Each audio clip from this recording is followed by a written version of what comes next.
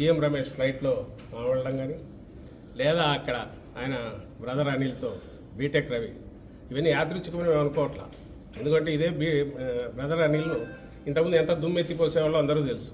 మీ అందరికి మీరే వాటన్నిటి అప్పుడు చేసేవాళ్ళు. క్రిస్టియన్ ఓట్ల కోసం గాలం వేస్తున్నారని, బ్రదర్ అనిల్ వస్తున్నారని ఆయన ఒక దీని కింద చూపేవారు. మరి నిన్న చాలా మర్యాదపూర్వకంగా ఈయన పోయి ఎయిర్పోర్ట్లో కలిశారంట. ఎయిర్పోర్ట్లో ఎట్లా మర్యాదపూర్వకంగా బీటెక్ రవి కలుస్తారో నాకు అర్థం కాదు. వాళ్ళు వెళ్ళి కలవడము. సో ఇవన్నీ వరుస పెట్టి ఆ తర్వాత అక్కడ ఢిల్లీకి సంబంధించి మాట్లాడడంలో కానీ వీటన్నిటిలో వాళ్ళ ప్రయత్నాలు అన్నీ జరుగుతున్నాయి, అందరికి తెలిసినవే. వాటి గురించి మేమెందుకు కామెంట్ చేయట్లేదంటే ఇష్యూస్ డైవర్ట్ అవుతాయి, మేము దేని మీద చెప్పాలనుకుంటున్నాము దాని నుంచి డీవియేట్ అవుతుంది కాబట్టి మా అంతటా మేము అనట్లా. But at the same time సొంతంగా పార్టీ పెట్టుకోవడానికి కానీ లేదా ఇంకో పార్టీలో చేరడానికి కానీ ఒక్కసారి ఆమె రాజకీయ ప్రస్థానం మొదలయ్యాక షర్మిలమ్మ గారికి ఆమె ఇష్టం, అది ఆమె చూజ్ చేసుకోవచ్చు, వెళ్తారు. ఒకసారి వచ్చిన తర్వాత ఇక్కడికి వచ్చాక కాంగ్రెస్ పార్టీ నాయకులుగానే ఉంటారు, నాయకురాలుగా ఉంటారు. ఆమెకి ఇక్కడికి వస్తున్నట్టు కూడా ఇంతవరకు అనౌన్స్ చేయాలి. ఏపీ నుంచి అండమాన్ దాకా ఎక్కడైనా పనిచేస్తారన్నారు, తెలియదు. ఒకవేళ వస్తే కాంగ్రెస్ పార్టీ నాయకురాలుగా వస్తారు. ఇలాంటి గతంలోనే జరిగింది. మా పార్టీ పుట్టినప్పుడే ఫస్ట్ బై ఎలక్షన్లోనే వివేకానంద రెడ్డి గారిని ఆ రోజు కాంగ్రెస్ దీంట్లోకి ఇది పెట్టుకొని ఆ రోజు తెలుగుదేశం కాంగ్రెస్ కలిసే కడపలో జగన్మోహన్ రెడ్డి గారిని మా పార్టీని మొగ్గలోనే ఉంచాలని ట్రై చేశారు. ఆయన రాజశేఖర రెడ్డి గారికి స్వయానా తమ్ముడు. సో మరి ఆ రోజు అదే కాంగ్రెస్ పార్టీ నుంచి ఆయన ఉన్నాడు, తర్వాత మంత్రిగా కూడా ఉన్నాడు.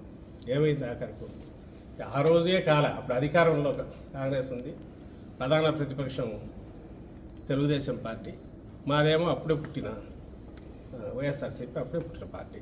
ఫ్యాన్ గుర్తు తెచ్చుకునే వేరే ఎలక్షన్లోకి వెళ్ళాం. రిజల్ట్ ఎందుకు చూశారు. ఈరోజు అసలు కాంగ్రెస్ పార్టీ లేదు. మీరు దాని గురించి మమ్మల్ని అడగడం, దానికి మేము సమాధానం ఇస్తాం, ఏమి ఇవ్వగలం. దీంట్లో ఏదైనా కనపడితే చంద్రబాబు కుట్రకోణం కనిపిస్తుంది. ఆ రోజు నుంచి రాజశేఖర రెడ్డి గారి మరణం మీదే డౌట్స్ ఉన్నాయి కాంగ్రెస్ దానికి సంబంధించి. దాని తర్వాత వచ్చిన పరిణామాలలో జగన్మోహన్ రెడ్డి గారి మీద పెట్టిన తప్పుడు కేసుల్లో కానీ ఇటు టీడీపీ కాంగ్రెస్ కలిసే చేసాయి. అక్కడి నుంచి ఆ జర్నీలో కాంగ్రెస్తో ఇప్పుడు ఈయన తెర వెనుకో ఏదో ఒక రకంగా అయితే కాంటాక్ట్లో ఉంటున్నాడు. ఇప్పుడు కొత్తగా దానికి మళ్ళీ ఇంత జీవం పోసి జగన్మోహన్ రెడ్డి గారి మీద దుమ్ము ఎత్తిపోయించడం ఎట్లా, లేదా ఏదైనా ఓటు ఏదైనా ఉంటే కొంచెం లాగ్గలమా అనే ఒక దింపుడు కళ్ళ ఆశతో ఈరోజు ఈ ప్రయత్నాలు చేస్తున్నారు. అంటే కాంగ్రెస్ షర్మిల కాంగ్రెస్లో చేరడం వెనుక టీడీపీ చంద్రబాబు హస్తం ఉందనా? ఖచ్చితంగా మొత్తం దాన్ని ఫెసిలిటేట్ చేసే దాంట్లో అది ఏ రకంగా డైరెక్ట్ వచ్చిందో కానీ మొత్తం మీద వచ్చి ఇది ఇట్లా జరిగితే ఆయన తనకేం కావాలనేది అందరి ద్వారా చేయించడానికి చేసే ప్రయత్నాల్లో అందులో తాజాగా ఇది కొత్తది ఇప్పుడు జరిగింది. కాంగ్రెస్లో షర్మిలమ్మ గారి ప్రవేశం కానీ ఇప్పుడు జరగబోయే డ్రామా కూడా.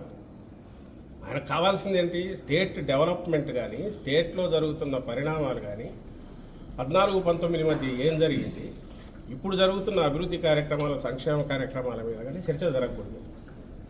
ఆ పేరు మీద ఆ అజెండాతో జనంలోకి వెళితే ఆయనకు మైనస్ మార్కులే వస్తాయి. ఎందుకంటే జగన్మోహన్ రెడ్డి గారు మేనిఫెస్టోలో చెప్పినవన్నీ చెప్పనివి కూడా పాజిటివ్ చాలా అమలు చేశారు, ప్రూవ్ చేసుకున్నారు. ప్రజల బ్లెస్సింగ్స్ ఉన్నప్పుడు ఇష్యూస్ డైవర్ట్ చేయాలంటే ఆయనకు ఎప్పుడు సంచలనాత్మకమైనవి, సంబంధం లేనివి, ప్రజలకు సంబంధం లేనివి ఎప్పటికప్పుడు ఏదో ఒకటి ఉండాలి. అవి అందులో క్రియేట్ చేయడంలో భాగంగానే ఇవన్నీ చేస్తూ వచ్చాడు. ఇప్పుడు అందులో తాజాగా ఏది జరిగిందని మేము భావిస్తాను. అభ్యర్థుల సీట్లకు సంబంధించి కసరత్తు పూర్తయిందా లేకపోతే